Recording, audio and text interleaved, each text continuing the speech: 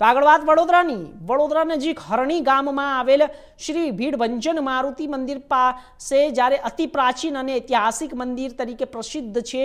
આ મંદિરના પ્રાચીનત્વમાં જ્યારે પુરાતત્વ વિભાગ તરફથી 3 પણ પ્રાપ્ત થયેલા છે. પ્રખ્યાત વિદ્વાનો ડૉક્ટર બી સુબારાવ અને પ્રોફેસર રમણલાલ મહેતા પોતાના અભ્યાસમાં જણાવે છે કે કદાચ આ ભારતનું સૌથી પ્રાચીન હનુમાન મંદિર હોઈ શકે છે.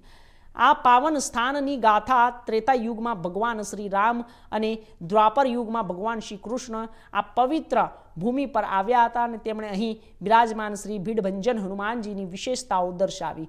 સ્કંદ પુરાણના વિશ્વામિત્ર મહાત્મ્યમાં ભગવાન શ્રી કૃષ્ણ અને પાંડવોના જ્યેષ્ઠ ભ્રાતા યુધિષ્ઠિર વચ્ચે થયેલા સંવાદમાં હરણી સ્થિત હનુમાનજીની મહિમા અને વિશેષતાને સ્પષ્ટ રીતે વર્ણવવામાં આવી છે. આ ગાથા અનુસાર આ પ્રદેશને શિવવન નગર તરીકે ઓળખવામાં આવ્યો છે અને તેની રાજધાની હિરણ્ય નગરી હતી. અહીં હિરણ્ય પક્ષ નામનો એક દૈત્ય રાજા હતો. તે અહીં નિવાસ કરતા સાધુ સંતો ઋષિ મુનિઓ અને મનુષ્યોને ભારે ત્રાસ આપતો અને તેમને વધ કરીને રક્ત પીતો હતો.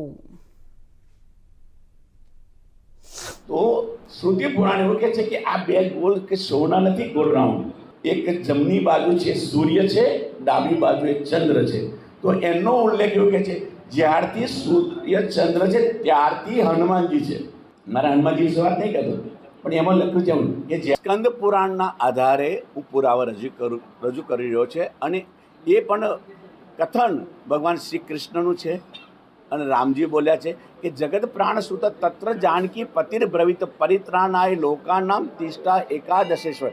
દરેક ભગવાન હનુમાનજીના મંદિરો હનુમાનજી તરીકે હોય છે, પણ આ હરણી ભીડભંજનની અંદર હનુમાનજી તરીકે તો છે જ, પણ 11 રુદ્રના ઈશ્વર અહીંયા બિરાજમાન છે. એવું પેલું ભારતનું મંદિર છે. અને બીજી વસ્તુ કે સંસ્થાપ્યમ પ્રતિમામ શિવામ. દરેક મંદિરોની કોઈ સંતો દ્વારા, કોઈ સાધુ દ્વારા, પરમાત્મા દ્વારા કે સ્વયંભૂ દ્વારા સ્થાપિત થતી હોય, પણ અહીંયા આગળ હનુમાનજી મહારાજની પ્રતિમા સ્થાપિત નથી કે સ્વયંભૂ નથી. માત્ર ને માત્ર રામજીના આદેશથી અને લોક કલ્યાણ માટે એ પોતે અહીંયા આગળ સ્થિત રહ્યા છે. આ બે વિશેષતા છે. અને આ સ્થળનું ત્રીજું વિષય કે વડોદરાની અંદર, ગુજરાતની અંદર જો કોઈ જગ્યાએ રામજી ભગવાન જો કૃષ્ણનું તો મને કદાચ બહુ અત્યારે અભ્યાસ નથી, પણ રામજી જો ગુજરાતમાં આવ્યો હતો એક જ પ્રમાણ છે. સ્કંદ પુરાણ બતાવે છે કે આ સ્થળી પર ભગવાન કૃષ્ણ અને રામજી આ સ્થળી પર એમની રજ પડેલી એ પણ